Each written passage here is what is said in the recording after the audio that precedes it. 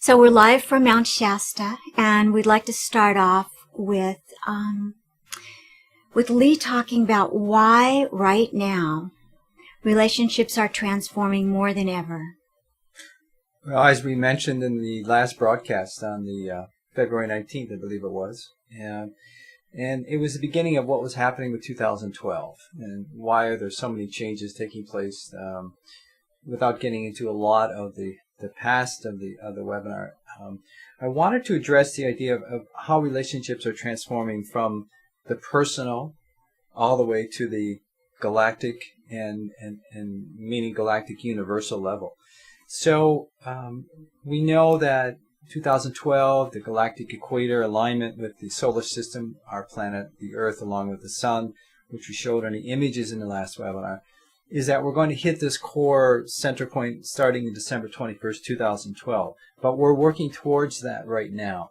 So a lot of things that we had seen that were working in this world of the third dimension, or some people call it the matrix energy of this planet, consciousness itself, is being broken down, reconstructed, and that means relationships with people that you are involved with personally, as well as the business aspect, corporations, religions, governments. My gosh, you can go all the way up and down the whole gamut of how things are happening. Yeah. And one of the things that we'll assess and make sure we come back to throughout this entire broadcast is that anything that is not in alignment with these universal laws that we call the flow of what is now happening towards this December 21st date. These are cycles upon cycles that are all coming to an end. At the same time, something new is emerging, which is why we've named this website and our work The Emerging New World, which has to do with integrity, having to do with universal laws, not man-made laws. And we're going to address this a lot during the broadcast and in the coming weeks with the other webinars. So one of the first things that we wanted to get to in relationships and how they're affecting others is to start with the personal. And I know, Amara, this has been a lot of your work in the counseling and the people that you've worked with over the years. So how is this affecting people personally? Because I know a lot of people in this broadcast wanted to know about this one. Yeah.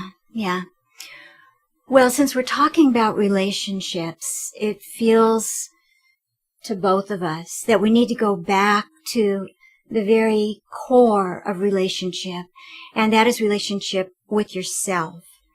Relationship with yourself is from where all these other relationships, whether it's with a family member, an intimate partner, your country, your world, your bank account, whatever it is, it all sources from your core relationship with yourself. And for all of us, if we look at our relationship with ourselves, we can see that when we were very tiny, when we were just a newborn baby, something happened. It happens for everyone. It is the setup when we come here that very, very early on, something occurs that feels so shocking or so painful or so, just traumatic that immediately we say, I can't feel this. When that happens, there is the origin of the split of relationship with our own self and what we're feeling. This pivotal moment that happens for each of us is then layered upon layered as we get older and we begin to live in the world of duality with a me and another, with all kinds of reasons and explanations and excuses for why we can't quite be in deep, intimate relationship with ourselves and how we're feeling.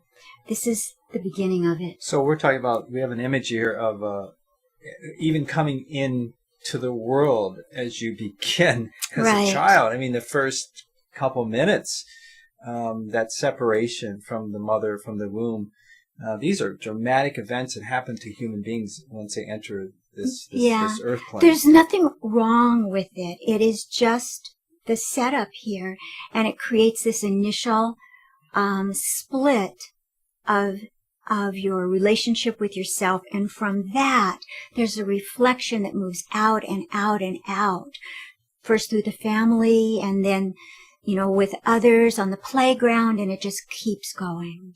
So, you said the word setup. I love that because, coming onto this planet into the human form in what we call this third dimensional reality, the duality of consciousness automatically is invoked. I mean, Right. that's the reason why the earth in this reality and this dimension, as we call it, is really how do we move through this? How do we traverse through this split coming from source before we entered the room, then we coming in here? These are fundamental things that much of our audience, I'm sure, is very aware of.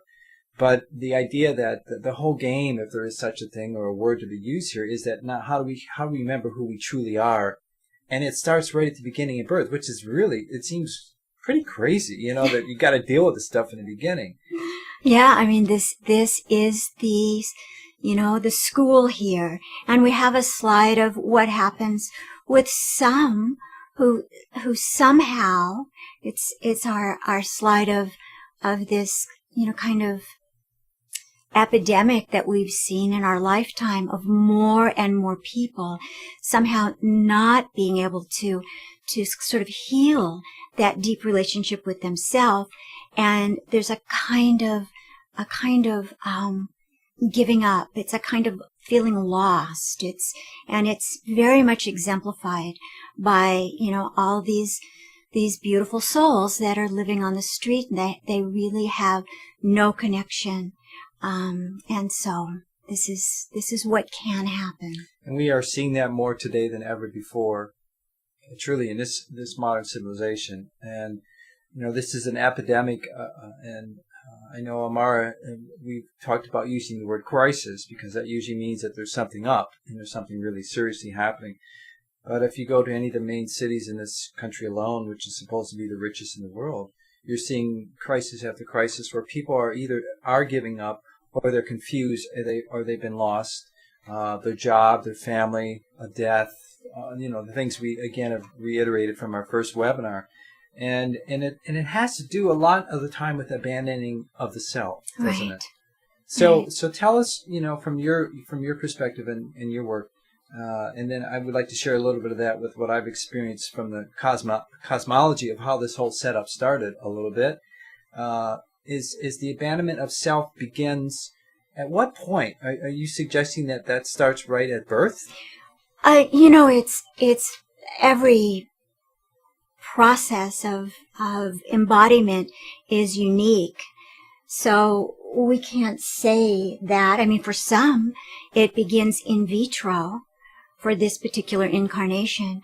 But somewhere in that first year of life, something happens that is interpreted by the child's mind, which is pulled out of this kind of seamless, connection with everything, and all of a sudden the realization is there through some shocking event. Could just be a loud noise, could be not getting your diapers changed and it starts to hurt. I mean, it's the simplest thing, but there's this realization that there's a me and there's another, and this is really the beginning Of the duality. This is the split that occurs. Yeah. So as we're moving on here now, we're progressing in the world. A little bit of the galactic history, I've mentioned this in a lot of the videos and work in the past years, that we know that there's been a distortion within the split of the human structure as we know it, from our genetics that have been basically shut down, or have been certainly dumbed down in terms of consciousness and the brain and its capacity. And I mentioned this again in the first webinar. But there is a play going on here that also is being orchestrated from off-planet. And again, I won't get into too much of this today, but it's relevant because it is what's creating the story and the drama here to see if humans are going to evolve to the next stage of their awakening and moving past the duality of what we're seeing in this third dimensional world.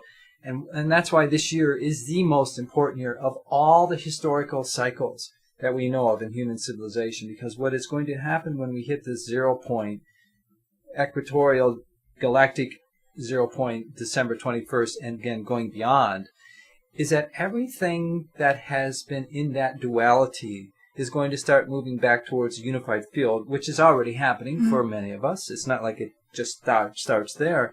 But it's been, you've got to kind of picture the idea that this, as I mentioned, could be as much as 400 million years in the making. So you're going to see dramatic changes this year. You're going to see things happening to your personal life. You're going to see relationships break down and new ones happen if you've gotten to the inner aspect of getting past the abandonment issues, Right. getting past the separation of victimness, guilt, shame, all of the things that happen in the human consciousness, and getting back to that source point so that we can ride through this wave of where we're headed in 2012 and December 21st. And technology has a lot to do with this. Yeah. Yeah, So- technology is a reflection of what we were just speaking about a moment ago. Everything sources from inside and is reflected out. How can you speak to that? Well, thank goodness for the internet and what's happened to technology, because it really has been the most accelerating tool that has awakened millions upon millions of people now, especially in 2012. Had we not had something of this nature over the last 20 years, especially the last 10 years, humanity would not have made it through this shift, and probably we would not see a human civilization of much left. But what technology has done on the positive side is it's connecting people together. We're able to share information. We're able to share ideas. We're able to create social change and take down governments through the social networks, like we saw in Egypt and we saw in Libya, and we've seen it in even right now in Syria. But technology's got some drawbacks too, because again, it is still a mental mind process, which is intelligence on some level, because it's opening up awareness to people that, we've got to interconnect. We're all part of this matrix energy, or we're a part of this earth. But there's drawbacks. What we saw in Atlantis when we got to this stage at some point, and you can do a lot of research on this, which I've done over many years, is that there was a technology that was introduced into that civilization, which many of us were a part of, if you want to go into the past life regression stuff. And during this time, what we did was we sublimated and allowed the technology to take over, again, the principles of universal law, and especially from the feminine aspect. And we're seeing it play out again today.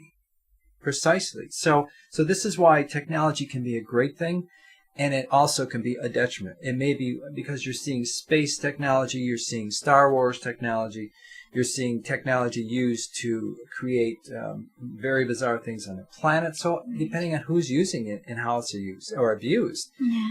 And we know that the controlling energy of this planet really uses technology for warring, for controlling and manipulation of others. And even now what we're seeing with the technology of the chemtrails, and I don't want to get into all these things because you've all seen them all. But the most important thing is that technology's got its positives and it's got its negatives. I truly see us coming to a time where technology may not even be applicable as we move through these shifts and move beyond 2012. So these are some of the things that I wanted to mention. But then we go back to how technology and consciousness is even taking place within the personal realm, and how this split's taking place. So we have these two slides. We have one that shows how our world is influenced by technology, and as Lee said, it has its positive aspects, but we can rely too much on technology.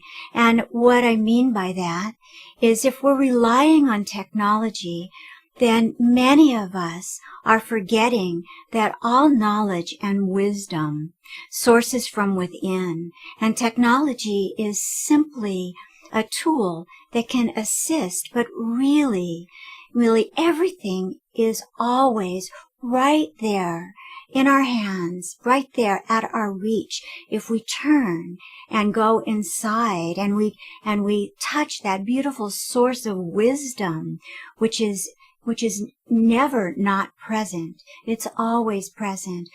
So technology can be this huge distraction, and, relying on science and all of these mind-driven,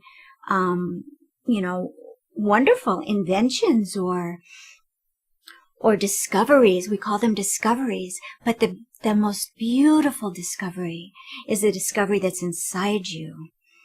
Well, and relying on technology, as we've seen with especially the younger people, everyone's got their Twitter accounts and their iPhones and, the text messaging. And part of what I'm seeing, too, with this movement of consciousness is that we're getting away from the origination of being able to communicate with each other clearly and without having the advent of technology overtaking personality or overtaking the emotional aspect of it. Because I know that when I've had people send me text messages, sometimes they're completely misinterpreted because the words are there, but there's there's not a spirit behind it. And this is where I think what's happening to us as a consciousness, we could very well and very easily see with these solar flares that we have experienced even in the last couple of weeks, a lot of our technology being wiped out, or at least detrimentally taking us down to levels that we may have had back in the 70s or 80s, if these solar flares start taking out these satellites that are basically running our entire world now. So we become dependent on something again. And what relationships are asking us to do and what consciousness is asking us to do is to go back within and start communicating from within. And that also relates to your personal relationships with others as well. Right. You know how sometimes, I don't know where you live, but sometimes it snows. And all of a sudden, the roads aren't really very safe to drive on. Perhaps you just use it as an excuse to stay home, not answer the phone, not go to the computer, and you have this kind of special day, perhaps by yourself, perhaps with your kids or a friend or a loved one, an intimate partner. Doesn't matter, but there's something incredibly beautiful about that quiet day where you're kind of, out of what Lee likes to call the matrix. This is something that in this year 2012, while so many things are happening, relationships are breaking down, governmental systems, economic systems, we'll speak later about the food system is even breaking down. There are all these shifts going on. We highly recommend that you pretend it's snowing outside and you take a day where you just be with yourself and you don't go to those forms of technology which can be so wonderful and so connecting, but you connect with yourself. I'm attempting an exercise to turn the phone off for a whole day, or not answering emails, or not answering text messages from people that I'm dealing with all over. And there's a dependence that has happened to our human psyche where we almost have to have this as part of our food. And this is where that split takes place from dependency on the externals as opposed to working internally. And we're watching this happen with people continually all over the world that are actually, even though the internet has been, and we couldn't even be doing this broadcast unless we had the internet. but pretty soon, my future visionary aspect of myself is saying we hopefully won't need these things as we move towards this emerging new world, which is now happening to us. And so we're going to have to adapt. We're going to use that word a lot because this is something that Darwin talked about in his theories of evolution. And as a species, any species, the key to that is an adaptation, which means being able to transmute or to be able to move through.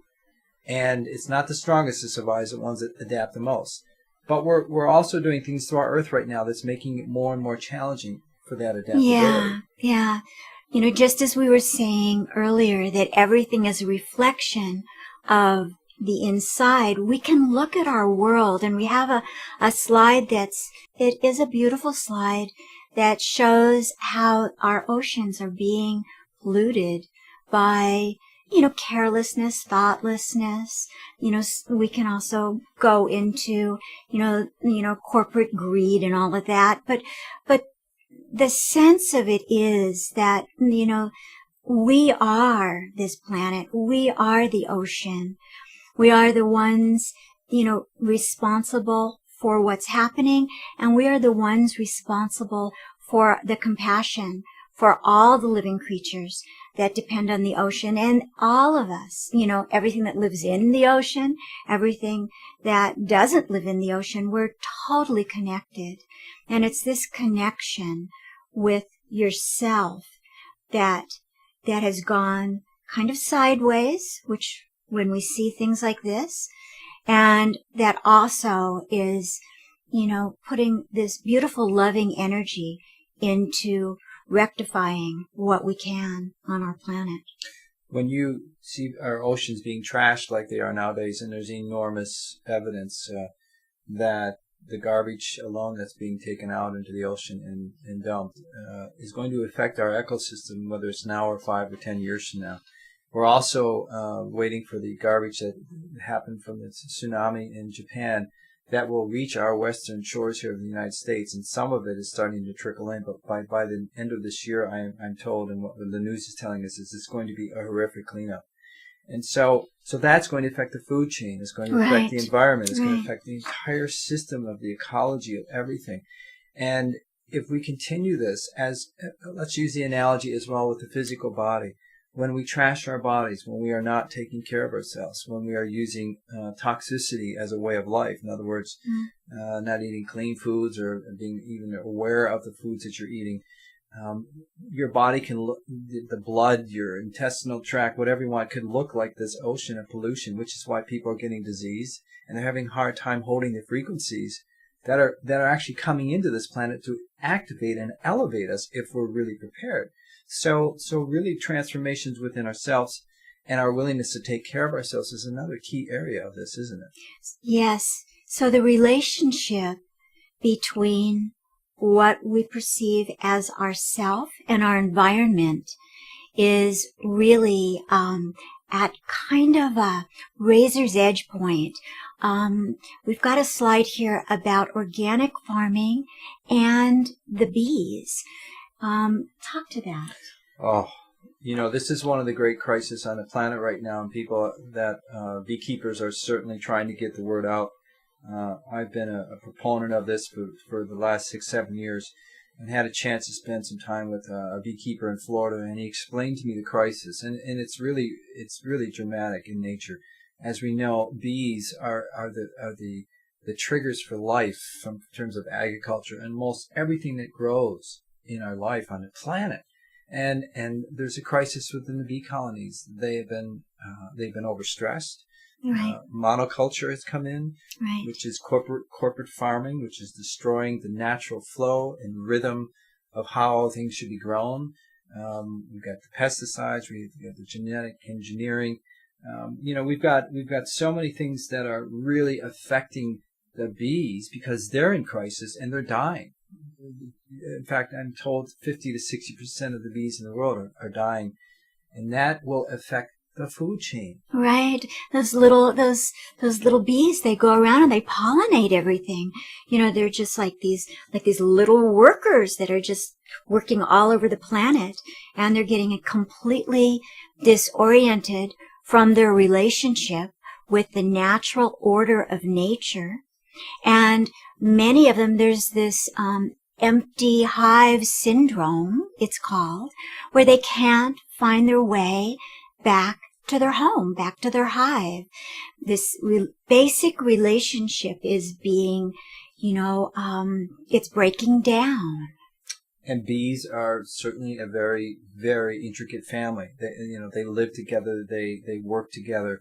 It's amazing to watch a beehive as they are all working towards with the queen. And so many of the natural rhythms that continually help evolution are being interrupted or they're being distorted. And this is really what we're trying to say here, because the first half of this entire broadcast, we're wanting to paint a picture to you to see how relationships are breaking down, some of the reasons why, and how this is affecting every one of us and will be in the very near future. And this is part of why becoming aware is the first step for the transformation of a relationship with self, which is a simple thing and yet it's profoundly difficult to do, and as well as how it's affecting our outward life, our environment, the people around us, even our community at large.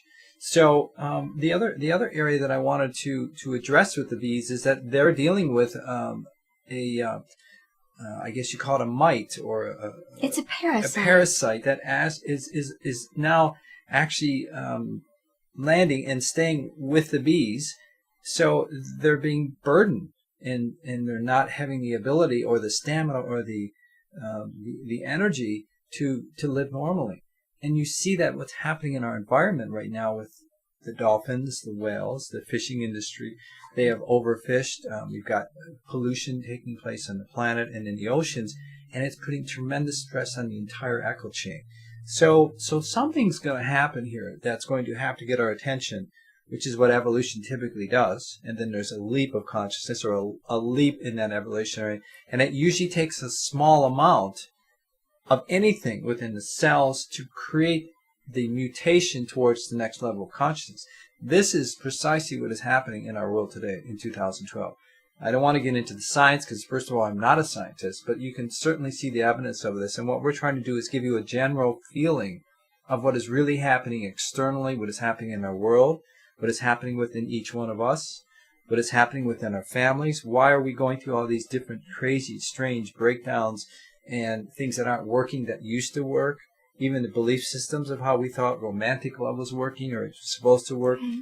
A lot of these things are really going to change dramatically this year. And this is why we wanted to address this, especially in the second webinar. So one other thing that brings up the bees is that the top experts in the field have said, they've tried some different things. They've tried. Right. It's so beautiful. And this is sort of a great intro into what we'll be offering in the second half of the webinar today. But the organic beekeepers, they have a choice. It appears they have a choice here. They can give the bees that are suffering from the mites that Lee was talking about, they can give them antibiotics, but they will have to give them antibiotics forever. And the antibiotics will go into the honey, and it will continue to support this weakening of the bee's immune system, which has been weakened by the monocultures and the insecticides that have been put on the food crops and all of that. So instead of doing that, they are choosing to trust nature, to leave the bees and the mites to sort of work it out. It's like the metaphor of going within. Everything, they are trusting that everything is there already, and it really needs no interference, especially when the option is something that looks like not a good choice. So there's this allowing the bees to work it out. And this is just like the going in to the wisdom of nature, the wisdom of nature within, the wisdom of nature between the bees and this parasite that is becoming quite aggressive. And so, well, I want to actually take another analogy with this too. Is as we're moving through what we're watching, the farmers and the beekeepers realizing that if they try to manipulate by using pesticides to try to break down what looks like disease from a pest, it's like using technology. It's exactly what I was going to say. So it's the Atlantean fix, and we can't go there. We cannot go there. And these brilliant, incredibly attuned spiritual people that are beekeepers, because I met a lot of them, and they're extraordinary people. Many of them are very attuned to nature. They are so in love with the bees because they're coming in love with themselves. And that's really what we're talking about here. And the rest of this webinar will be more about the love aspect than what's happening. But we needed to paint that picture, so we're being very real about this. So the beekeepers also are providing within these huge monoculture, agricultural farming is organic little plateaus. And they say that if we can separate the monoculture and all these big farms and have a few organic farms where there's a couple hundred acres and allow the bees to get strong again, then they've got a fighting chance to make something and shift something and make them even stronger if they have a little oasis.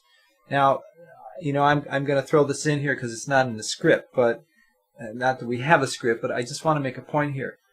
Those of us that are going to go through these changes in these coming months and into the next year, we're going to be given an opportunity to go into areas that will support our immune system. That's going to support our ability to love and to help each other and to be in community. So if you are in large cities and there's chaos and there's destruction going on, it's going to be very challenging for you. What is happening in the monoculture of farming is that corporations and big companies and money and power and greed have come in thinking that this was the way that they were going to feed the crisis of what is a human reality now in our food chain. And it is not going to get better. It's going to have to get worse in order to break these patterns of the past and what we call the matrix energy. So we're going to have to move through these steps, which talks about moving back into the next area. And that is, what is the personal commitment and how are you going to adapt to these changes? What are the things that you are going to do personally and collectively in our community and even our country at some point and hopefully the rest of the world? But it doesn't usually start at the top. Right. It usually starts here. And this is why we continually will bring you back to this, right here, the heart and within yourself. If you start changing within you, as many, many wise people have said over the many years and thousands of years, it has to start here. If you start adapting now and bringing in principles of awareness, that's going to keep your body clean and strong, and that you're in an environment or area with people that are going to support love and not fear and not aggressive, overpowering attitudes or beliefs about having to create more is better. These are the principles that are going to allow us to move through these adaptations and actually make us stronger on the other end of this process over the next 2 or 3 years. And it will continue. It's not going to stop. It's going to be more intense as it continues to get towards this 2012, December 21st. Right. Before we go on a break, we have 2 slides, one representing, one of the most heartbreaking aspects for many of us on the planet, which is the inequity that shows up, in many people not having enough to eat, the barest essential food, to keep these bodies alive. And then the second slide that we wanted to show you is what is happening. What is happening on, in this case, the socio-political arena, how people are gathering together and saying, no, it's got to change. My heart says no more. My heart says no more. And they gather together. And we're seeing remarkable shifts in relationships on this level. George Clooney just got arrested because they're protesting Somalia events in Africa right now.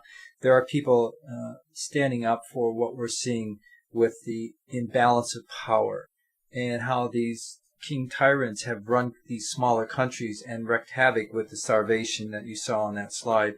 But you're also seeing something, again, through the internet and through the social media, that people are protesting and saying, we've had enough of the imbalance of power. Right. And this is what nature is also saying to us as well. Yeah. But we've got to have some help. We can only do this if we come together. I know a lot of the organic farmers are now coming together to share the experiences of how they're trying to keep the bee colonies surviving. Because they know, maybe some of the more important people on this planet right now to be aware of consciousness is that if they can't keep the bees alive and if they can't keep this pollination going for agriculture, we're done as a human species as far as the food chain goes, because there will be no food. And so this is really a very critical moment for not only people in general and countries, but we're talking about the entire food chain of this world. So these are things that to become aware of and to support and to help others. And so how do we adapt to this? Well, we're seeing the social incredible injustices that have been taking place for a long time, and humans, and especially the young peoples, of this world are standing up for the first, well, since the 60s when we were Yeah, around. since the 60s. Yeah, but what's so great about this time is that the social media is allowing people to connect, and it's allowing them to share. It doesn't mean that it's all perfect. Of course it isn't, because we're always going to see distortions within any movement, and it's the friction it creates, that movement, which we know from quantum physics all the way out to the galactic and universal understandings of how energy moves. But we're looking at a global shift of consciousness right now. And so it all goes within again. It all goes back to the personal, doesn't it? It goes back to the personal. So we're going to take a little break, and we'll be back in about 3, 4, 5 minutes. And then we're going to go more deeply into what this shift and breakdown in relationships on every level, what it means to you, with some gentle suggestions as to what you might want to do for it. And if you have any questions, or if you'd like to pose a question towards us during the break, you can go to the chat room, which should be right below the screen that you are viewing it through the Emerging New World website. And certainly text us if there's anything else you'd like to ask a question about. We gave you the general outline of what we have talked about. We hopefully have kind of given you a scope of what you probably are mostly aware of. And if you haven't been aware, these are important things that our entire world is dealing with right now. And we're going to make it a little more uplifting on the back end of this. So join us in a few minutes.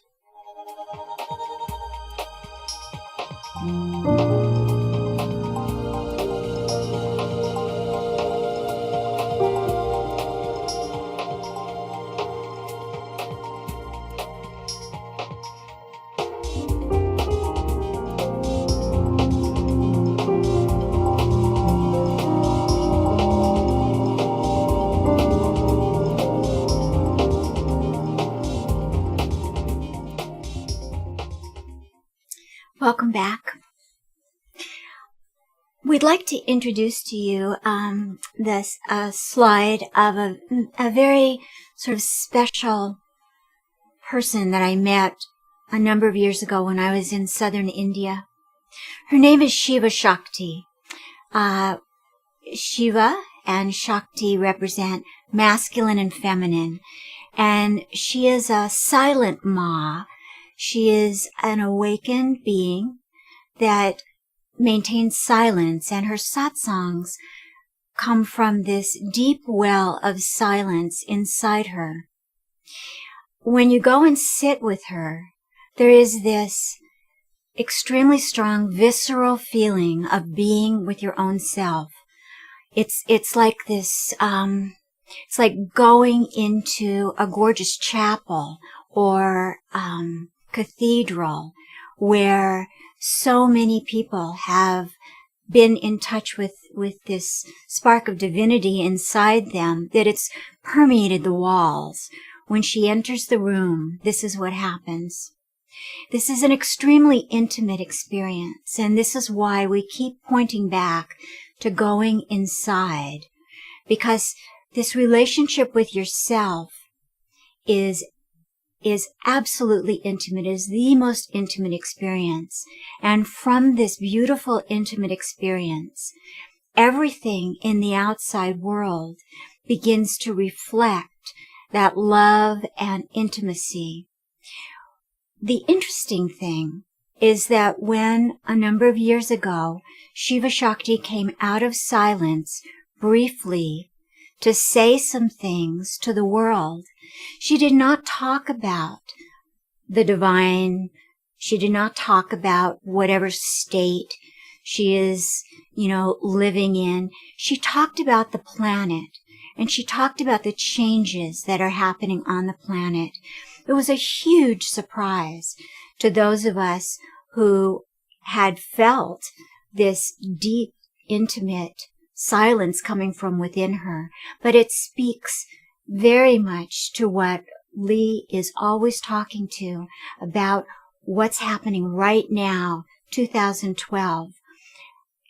What she said was that after a period of transition, after the breaking down and breaking apart, there will be this beautiful balance on the planet.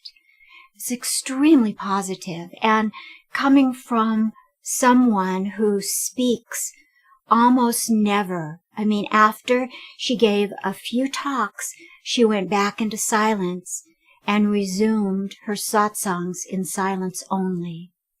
So Lee, can you speak about this intimacy and, from your perspective, and what are the requirements for intimacy and in the duality? Well, there's many things that are coming through right now as I'm feeling them on a personal level. We all go through our dramatic challenges here, whether you're aware of them or not, whether it's physical, mental, spiritual, emotional. And every time you go through a crisis or a challenge or go through a breakthrough, there's that moment of wondering whether you can take one more second of pain, one more second of experiencing someone else that's done something to you, a dramatic deception or a betrayal issue, or abandons you, leaves you. And, always it is whether we can go within ourselves and know that even though it looks really bad right now, because we did talk about this with some of the things that I've experienced, and my life has been pretty bizarre, as far as going in the external realms and trying to call in to alignment with the universal laws and calling it out here. There's also this feeling in the sense that the only way we will get through these changes is to love ourselves beyond anything else. And that doesn't mean loving oneself in indulgence. It's more like this incredible woman who decided not to speak and just became internal, because the world of what we know of is truly an internal experience as well. And that is the training that every saint, yogic monk, or any other master that's achieved any kind of awakening and expansion on this planet, it has always been the internal journey. The external world is just a reflection of what we are seeing with most people internally, which is chaos, confusion, fear-driven motives, programs and belief systems or loops in their past, or the matrix energies, or those that are running this planet right now. But the only way to traverse through these things, all of them, is to go within oneself. So part of the internal awakening process, it requires a few things. It requires, first of all, absolute truth with oneself. And I know you can talk about this a lot, and that is that sometimes when pain is at its worst, it's not to run away or take a pill or to start drinking or smoking or whatever it might be. It's quite the opposite, isn't it? Absolutely. It's like when you are so blessed to see the pollution in your ocean, instead of going, oh, I really don't want to go there.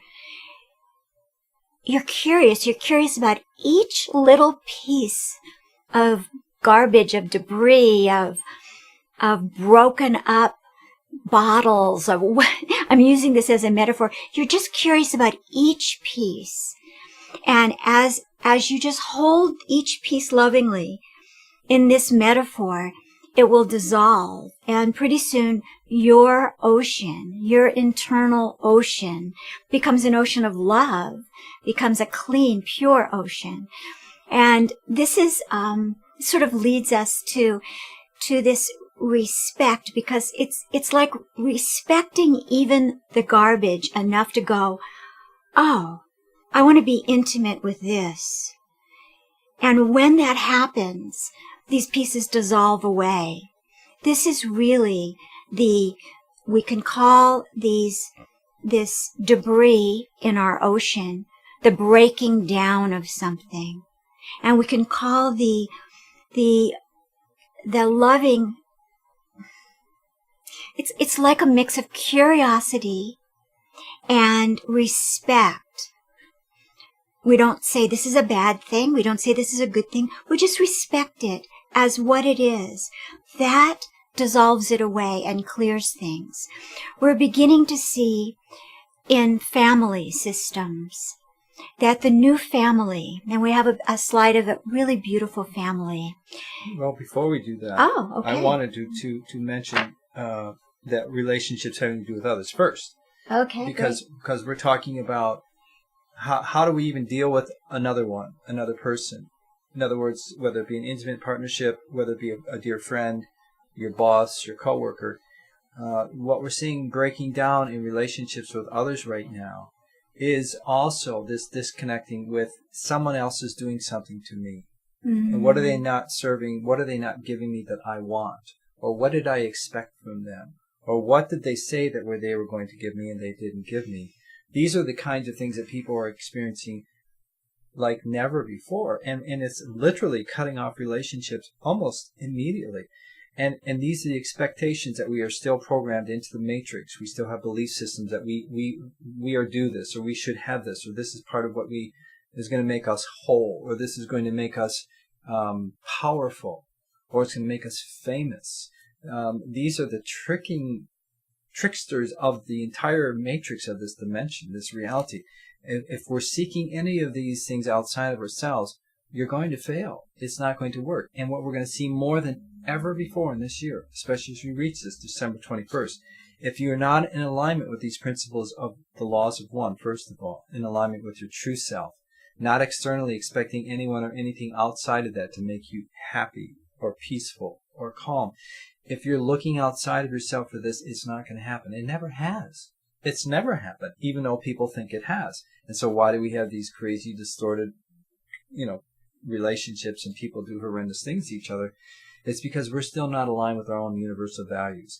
This is what has also been part of the trickster energy of this planet, I call it. This is the veils that are now going to become lifting more than ever before. We're going to see truth. We're going to see power brokers and people and corporations and even religions that have been perpetuating false realities, misperceptions, or completely, totally false information.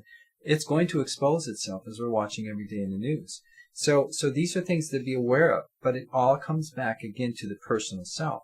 And then if you're willing to accept that as a part of the game, because the game is changing. The rules are all going to go away from what we think the matrix rules are. The game now will be, is it true to myself? Is it here to help support my own love of myself? And can I also help support the love of others?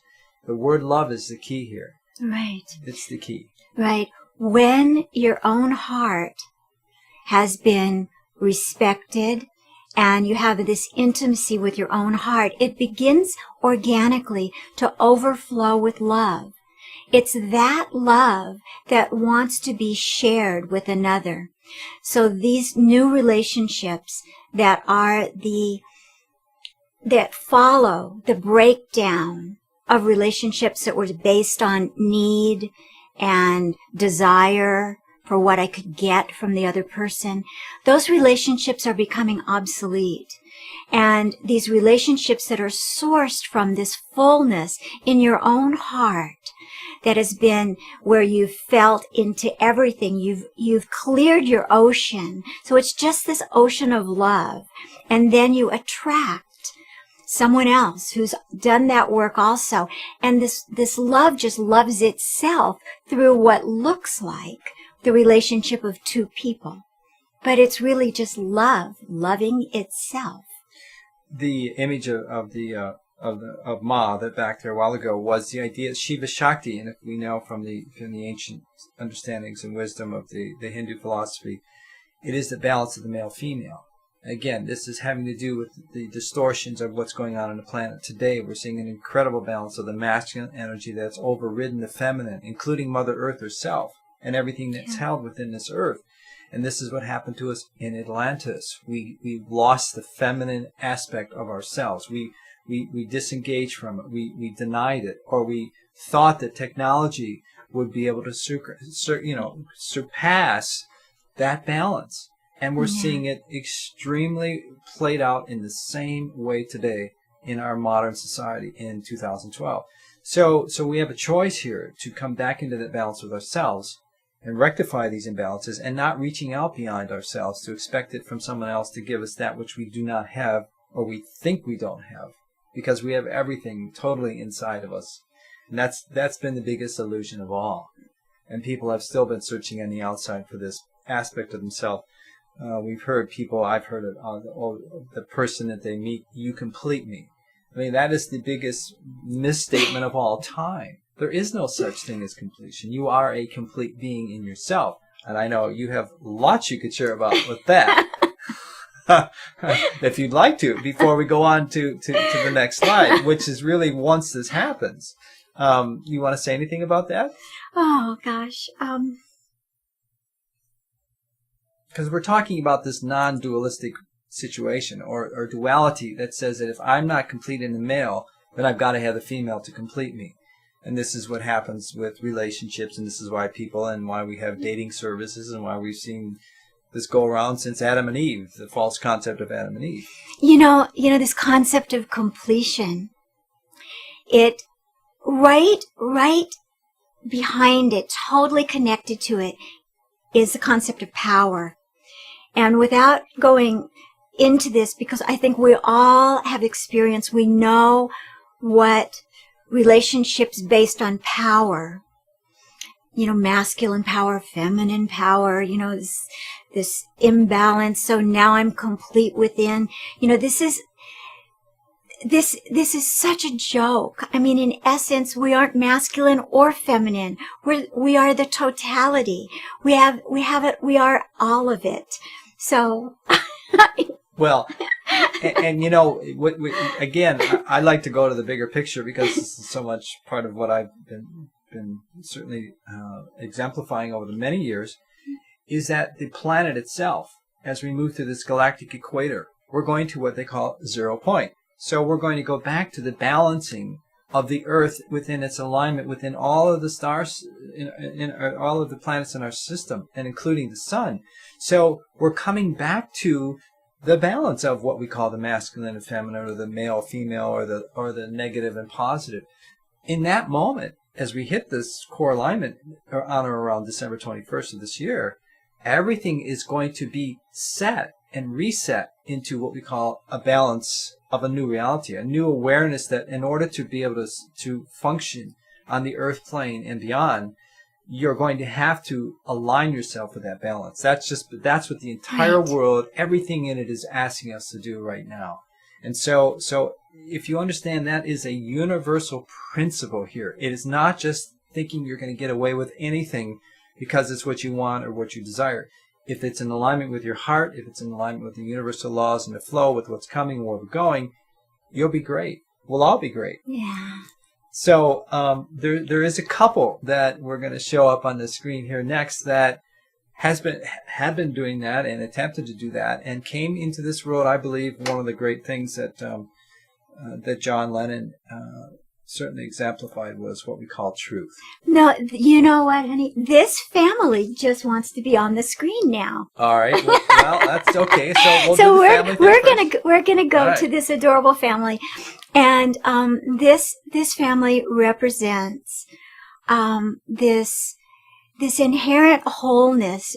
It doesn't matter whether you're the 5-year-old or the father of the family or the mommy. There is equal respect. There is intimacy within the family of wholeness, of each member of the family being full and whole. I really like this slide. That's my son and his family. Okay. But I do want to go back to the slide before this, because I think it's very important to bring on John and Yoko. Because we're talking about personal relationships first, before you get to the family, if you get a chance to have a family. And some people do and some people don't. The idea with what John Lennon represented was truth, breaking through the matrix, breaking through the barriers of what he stood for in his writings. And it was all about love. It was always about love with John Lennon. And of course, when he was ready to experience that love, here comes Yoko that come in and walks into his life. And, people thought that he was crazy, and they thought that, what's he doing? And of course, I know that even those that were involved with him, his band, they all went in different directions at that point, because there was a time for this to shift and change. And John did some of his great works even afterwards, after he worked with the Beatles. But if you look at his words, and if you look at his dialogue within the words, it was always about the universality of all things. And I truly see him as a cosmic being, a true teacher that came into this planet, and he used music to do it. And he did change consciousness with his work in the Beatles. They were of all time in our modern day culture. And there's been certainly others that have come in here in the past. And so in relationship, one of the things that, we have fun with talking about John and Yoko, they stayed in bed for a whole year and didn't go out into the world. So they were staying internal. They were not only being internal with each other, but they were internalizing their world. And this is where he also did some of his great works and some of his internal writings. So being with yourself, being quiet, being internal, these are important pieces to really work with during these times, which is what we do in our sanctuary. We don't come out that much right now. And, we'll come out and do our speaking tours and things coming up, but a lot of our work is internal, and a lot of it is not being distracted so much by the outside world and watching and seeing what's playing out. Yes, we're aware of the news and we keep our eyes to it because we're not extracting ourselves from the world, but it doesn't mean you have to participate in it, but it's more of a just being aware of what's happening. Right. So, we find that actually we can be of higher service when people call, when we're asked to be a part of somebody's process, by staying in. It's not a running away. It's actually a falling into yourself so that we can offer more and give more. And it's something that is the promise within everyone's heart, that once you fall in, and there may be a period of time where you may seem to be isolating yourself a little more, but actually what you give forth is so much deeper and clearer that it's of great help to what appears to be others in the outside world. Practicing being with oneself means that you have to be willing to face your demons, your thoughts, your beliefs, your patterns, your losses, the past, and as well as trying to futurize out of the moment and trying to figure out a way out of your pain or your suffering in that moment. But, I wanted to talk a little bit about what happens when you do get to a place where you start to balance yourself out, and some of the techniques of balancing the body, the mind, the spirit. We're going to actually offer some of these in, I think, webinar 4 and 5 coming up, because there are things that you can do to calm the body, because that's an important part of awareness. You can't be in crisis all the time, or be in fear, or be in pain. And yes, you can be a witness to it and still have an inner peace, but the body can still, give us a lot of signals like things are really not right here and we need to do something about it. So we're not suggesting as well to ignore or to just pretend like nothing's happening. We're saying to go into this, and if you're getting signals to, take care of your body or to take care of your emotional aspect, and you're getting into a depressed state and you're stuck or you can't move, then you call for help. Ask people to help you. Right. We're not saying to ignore these things. This is something important for people to understand. But there is a time when you can get quiet, and these are the principles that we practice, and I have for many years, and so has Amara, where you can sit with yourself and just be still and allow the thoughts to come through. There could be 100 thoughts, not trying to change them, not trying to control them or manipulate it, just watching them flowing through in meditation. And I don't know many people that can sit still without having no thought, including the best. So it's not even important. And it isn't important. No. It's just part of the process of clearing and letting go. But something usually happens during that time. If you're able to be quiet, be conscious, and still be aware, there's an expansiveness that takes place too. Maybe you could talk about what that expansiveness is, and that's what that feeling is of connecting to Source or to your God or to yourself. Yeah, the expansiveness is an absolutely natural response to slowing down and being with what is present in that moment. When you have the courage to be with something in the moment, then this sort of relaxation naturally occurs in the body. The heart opens up, and there's a kind of experience of harmony, even if it's an overlay for that moment, a harmonious overlay, and under it there's the conflict. But this creates an expansiveness, and that expansiveness just keeps going and going. It happens in the animal kingdom. It happens in the human kingdom. I mean, it is one of the natural laws that slowing down, being with what's present, produces openness, expansiveness. And a deep awareness. Then, what I have found over my many years of having these techniques and really going past the techniques at some point, is that the problem or the issue at hand isn't quite or isn't even close to what we made it up to be. And the solution or the dissolution of that issue can usually precede the experience of being quiet and listening. This is a technique, and it's not even a technique. It's just something that happens normally. If you think about it, everything is changing all the time. So as critical as a moment may be in your life, whether you're in crisis, whether you're in a very big trauma, it doesn't last. It eventually starts burning off and you move to the next, because the earth itself, when you think about this, and I used this example in this last webinar, we're moving through space right now at thousands and thousands of miles an hour. So we're never at the same place.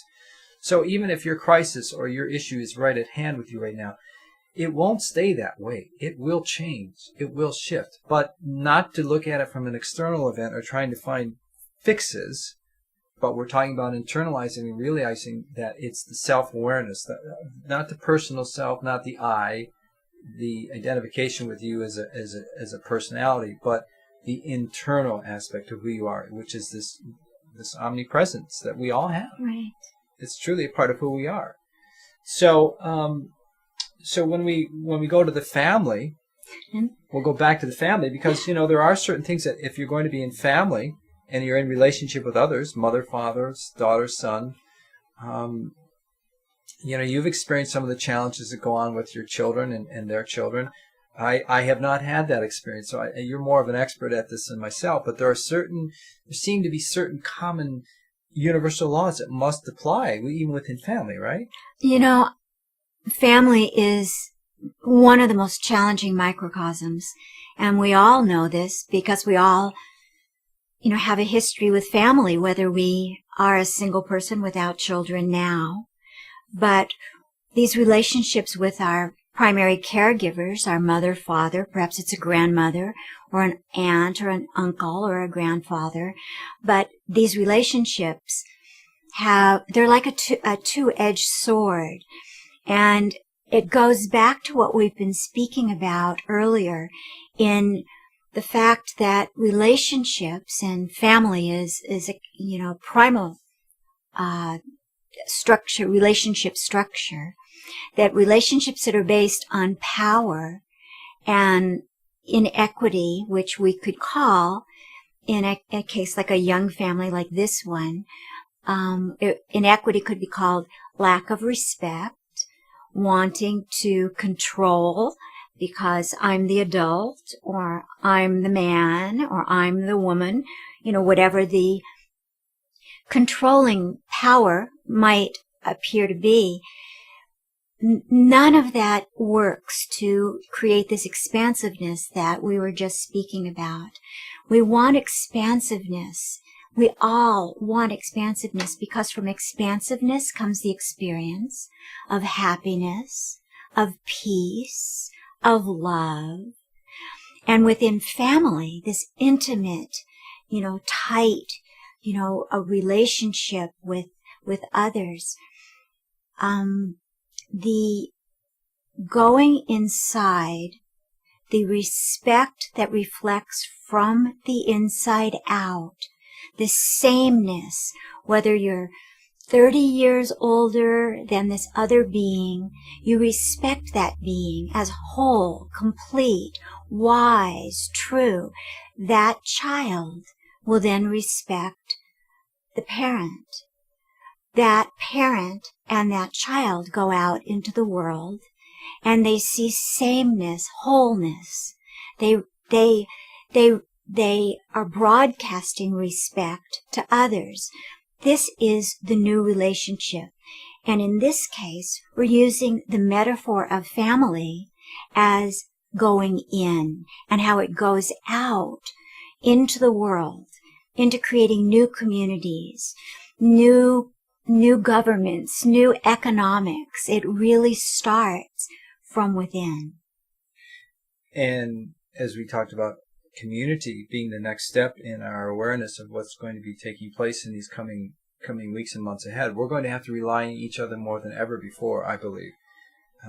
Especially if resources are becoming less, depending on how critical the monoculture destroys our food chain, and also the destruction of the oceans and the pollution that could affect the food chain there as well, and also our weather patterns that are dramatically changing, as you can know, in this part of the world, in the United States especially, record temperatures almost every day across the board, not only just here in Mount Shasta, California, which has been averaging 50 to 60 degrees most of the winter, which is completely bizarre. And we're hearing this, it's, across the entire country, record temperatures that are taking place. So there is a dramatic change taking place. So even our adaptation relationship with the environment and the weather and how it affects all of us, and could be lack of water, because if this continues, we're going to have some major issues with water in the western part of this country, because we need snow, and snow has been virtually non-existent here in this year. So these are all relationships, community. How are we going to work together? These are the things that we're going to be truly challenged with in the coming months, and it's something that you cannot negate and pretend that you're not a part of it. In fact, if anything, it's more important now to engage and start this process and start working with others. This is going to be vitally important in the coming months. It truly is. The other thing that I wanted to also address is that as we do this and work together, we're going to also be introduced to what I call our galactic family in a very short time. Over the past 25 years of my life, I have been involved with the exposure, the advent, and the awareness of what we call our space brothers and sisters, or our ancient selves, or our future selves, which we call extraterrestrials, aliens, all these different terms, which really aren't appropriate for what we're talking about here. They are here to assist us when we make this change. And I will not go into the evidence, which is now worldwide, and it's completely overwhelming, even though there's still denials by certain controlling forces here. This is going to be a huge step in our awareness, and this is the leap that's going to take humanity into the next steps of multidimensionality. This is 2012. This is not going to happen 5 or 10 years from now. We're talking about months away. Disclosure. We're going to be looking at the crisis of the past, and also being assisted by beings that do come from our future, that are also not going to interfere with this leap right now, because they can't come in just like using antibiotics for the bee to try to save them from all of the parasites on this planet. We've got to be able to deal with ourselves and each other first. And then we'll get the assistance once we make it through this. And that's an important piece for you to all remember. This is going to happen. And I will say to you emphatically from my own experiences, it is now. It is not later. It's coming now. But we have to do this next step together as a collective consciousness. It's very critical. And so I get a little juiced up from all these things, because this is a big part of my life for the last many years. What's happened is that when we have stepped out and said, look, there is a crisis, and there's also an incredible opportunity to look and see what's coming for us as a future race of humans that are not going to be destroyed, which have done so in the past. And why is that so? Because there is an enormous culture of galactic beings that are going to support this shift with us. But we still have to get up, and we still have to start working with each other, and it's got to be centered from the heart. It has to be. And then as we expand ourselves with each other, then they will introduce themselves, and we will really be able to expand. And that's going to give us enormous possibilities in this planet in the very near future. So with the next slide, we can also bring in a beautiful picture of something that just really touches my heart because of the animal connections I have. But maybe you want to talk a little bit about this. Well, when we were speaking a few moments ago about this view of completion, of everyone, everything being complete, and this completion creates this knowing of sameness. What what's happened in this particular slide is that the bear and the tiger were brought up together with this human. There's actually a lion as well. There's actually a lion as well, but not in this particular slide, I don't believe. But there was a bear, a tiger, and a lion that grew up together, and they became this total beautiful family. It didn't matter that one, out in the wild would be prey and one would be predator.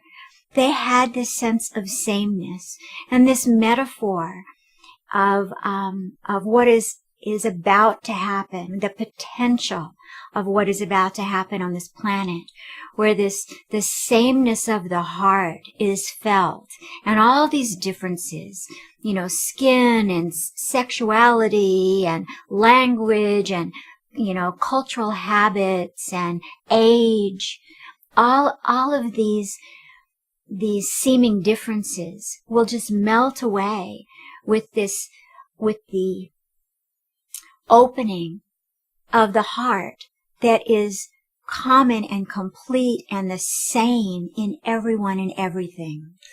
And if you look at the picture, there is a human there. And this particular caretaker of these animals, it started with him. It had to. He had to introduce the three of these, the bear, the lion, and the tiger, and show unconditional love so that they would trust him first of all. So obviously he must have built a relationship with each one of them first, or if he worked with all three of them. But, each one of these are predators, and they would eat each other in a minute, and they would eat you in 2 minutes. And yet the whole common denominator here is love.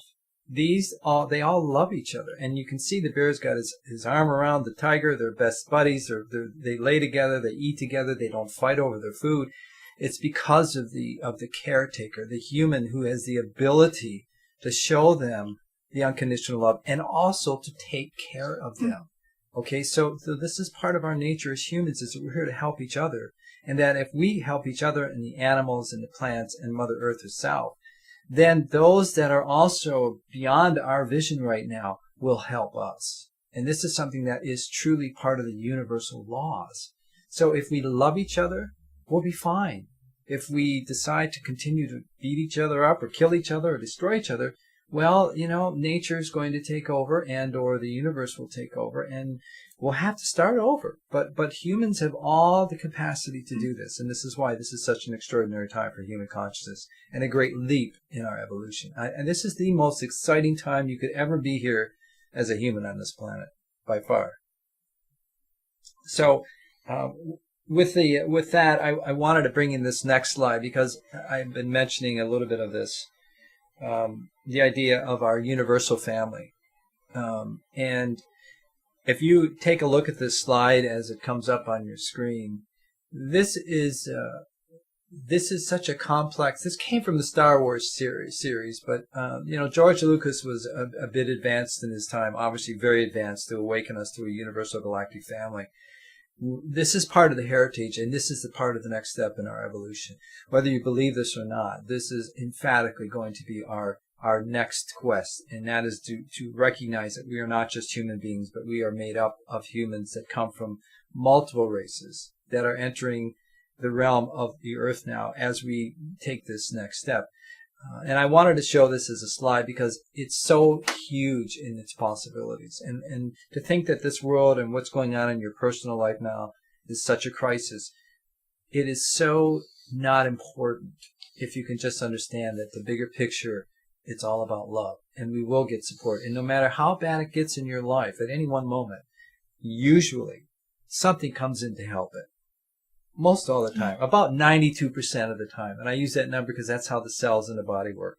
And about 8% of the cells are the free radicals. They go against the grain, or they go against the collective of your body. But 92% is the key ratio to keep the body healthy and keep it moving and growing and expanding. And so we need to reach that mass of consciousness with our love. And this is why the internet and why we're doing this webinar is to show you that transformation is possible in relationships. But again, it starts back to the individual. So And there are some triumphs. Yeah. Talk about Ted Williams. Well, we'll show, if you remember the story back in January 2011, this fellow who was homeless, and we showed you a homeless person at the beginning of the broadcast on purpose. You can get through crisis. You can make changes in your life if you're willing to be courageous.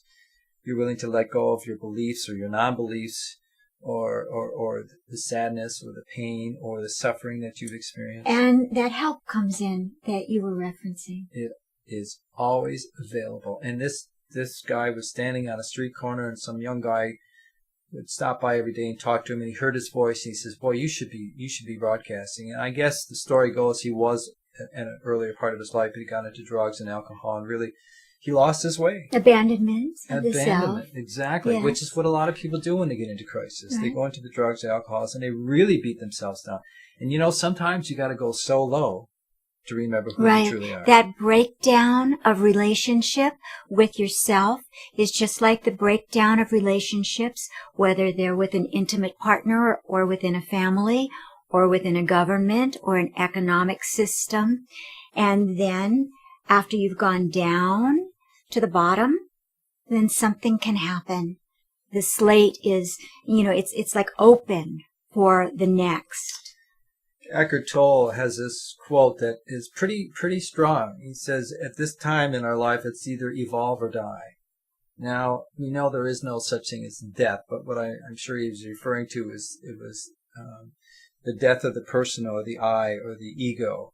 And also, if you physically can't handle the changes and you have traumatic things taking place in your life, don't be surprised, as I have seen in my family and others, that there's been a lot of deaths, and there will be people probably leaving the planet more this year than ever before because of the stress of the body, from the geomagnetics, from their external world, from solar flares, from the planetary conditions. There are so many things that we don't take into account as being humans here that we are under enormous pressure to awaken to what's possible instead of what we've seen that's destroyed us and what has hurt us in the past. And there are great stories of people that have been able to triumph. And in any therapeutic sessions, which what Amara and I work with people, is getting one's self back connected to that inner self. And sometimes there are layers and layers that I've dealt with in people with sessions for many years. Right. And it's not just from this lifetime. It's not just from the memory of your childhood, although that's where it usually triggers and starts, and then those patterns continue. But these are the layers that are also being reflected from the galactic or from the universal aspect or the earth itself. So you're dealing with multiple layers of yourself, which is part of your multidimensionality. These are the challenges of awakening that if we can start addressing and allowing this to be a part of our perception, then our iris or our eyes or the lens starts opening to possibilities that are much grander than we can imagine right now. So finish the Ted Williams story. Well, the great part of this is that this young man said, "Why don't you come?" And he told a few people his voice, and they gave him some tests on his voice and tried him out with. And he's the man with the golden voice, and he is now doing extraordinarily well. He's been picked up by multiple corporations to do voiceovers for him. I think he has a radio show, and his voice is extraordinary. And he has gone through rehabilitation. Dr. Phil and others helped him to get through a very, very tough time. He got help from others. And this was a man that was on the street homeless, and within 3 months, his entire world completely changed. Right. This is such a great metaphor for what is potential for each of us.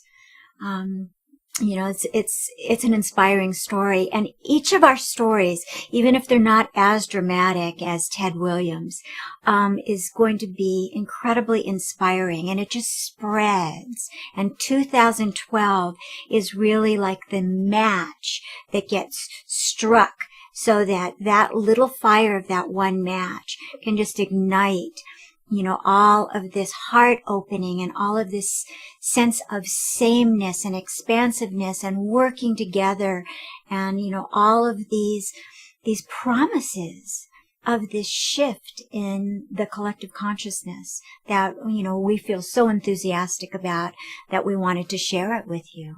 So with Ted Williams and his triumph, just one story, which obviously the media picks up and makes it big. But, we hear about the little stories every day with people, even in our community here in Mount Shasta, that are helping others, whether it's a food drive, whether the community is helping each other because there's an older community here.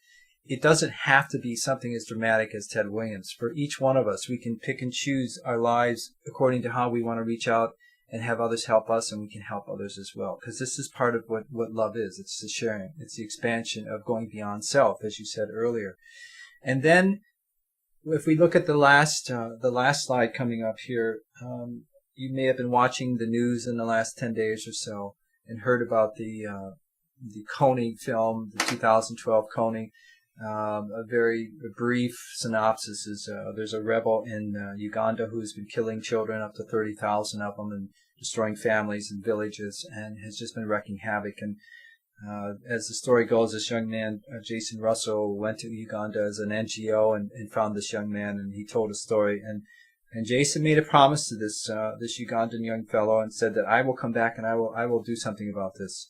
Well, it's been 10 years in the making, and about 10 days ago, the Kony 2012 film went out. Jason expected that it would maybe reach 10, 20,000 people, and just getting the attention, because they've been at it 10 years in this organization, but the key to all of this is triggering the young people to awaken and to do something that they can tangibly help with, even though they couldn't go to Uganda. This whole social media uprising for justice has taken an entirely new leap in consciousness, because it is now, from my understanding as of yesterday, over 100 million people have watched this video. But with it comes the challenge of those that would also say that the negative aspect or the friction that comes in here to distill this entire process of social, human shifting of awareness and consciousness and justice. So we wanted to close this out and maybe have a little discussion about this. There's been, and unfortunately in the last few days, Jason Russell was found on a street in California, LA area, basically kind of lost it. Right. But he was driving this entire process with anger. And anger is a great emotion to use, but at some point it has to transmute into something higher, which is what he did. And it took 10 years for him to wake up the world, and especially the young people, to an injustice that politicians, people that could run governments, and they didn't care. They were always stuck in the matrix, in the system. But it took an enormous effort and courage. And he followed through on his promise to at least make this possible. And now he's in crisis.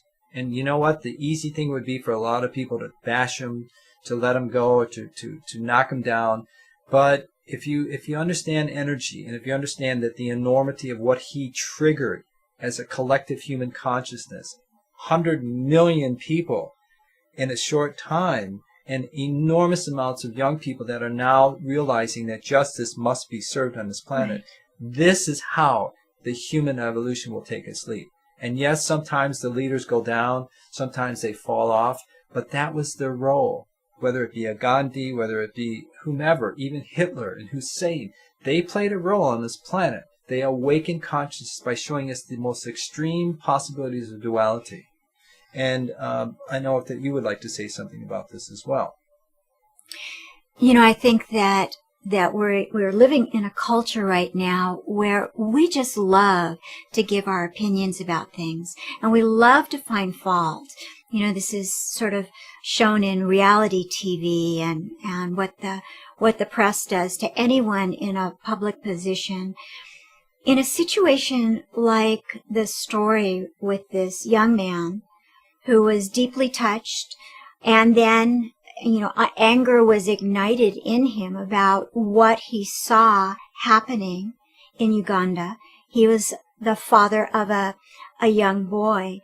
And it's very much as Lee was speaking, the match, the fire was the anger, but it needed to be sort of transmuted into the love. Now, he was not expecting this big boomerang of all this energy being focused on him.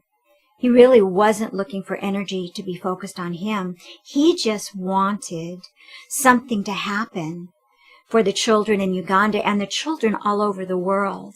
So sometimes when you speak out, it's like an internal breakdown. He is in a breakdown right now.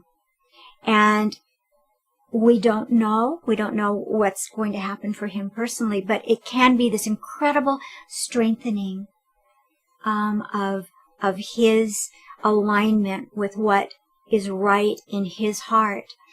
But it's this fire that we're all going through this with relationships of every kind.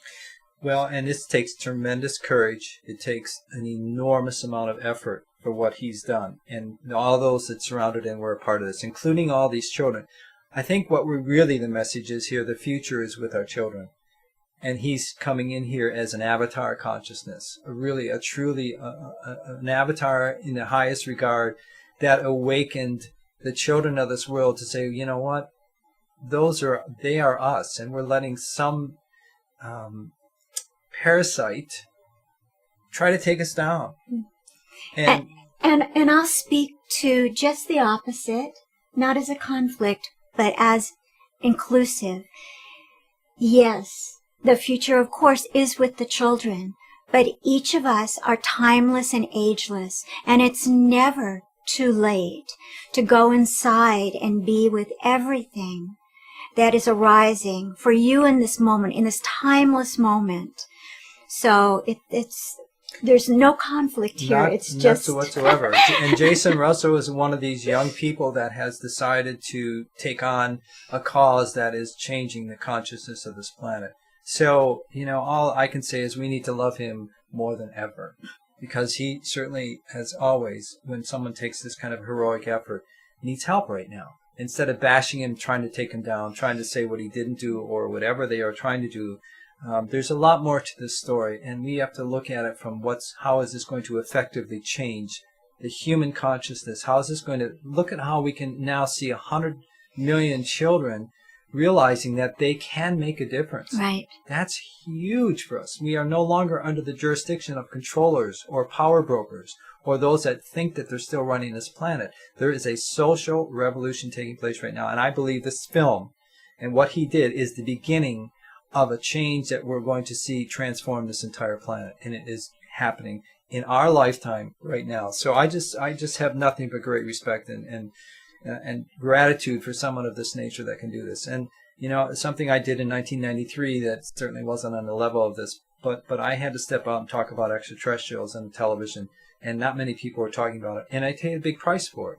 And it went through years and years and years of having to process and to deal with this. And then now in 2012, on the verge of disclosure of, yes, gee, what I was saying 18 years ago, 19 years ago, and the pain that took place with that, because I had to speak my truth.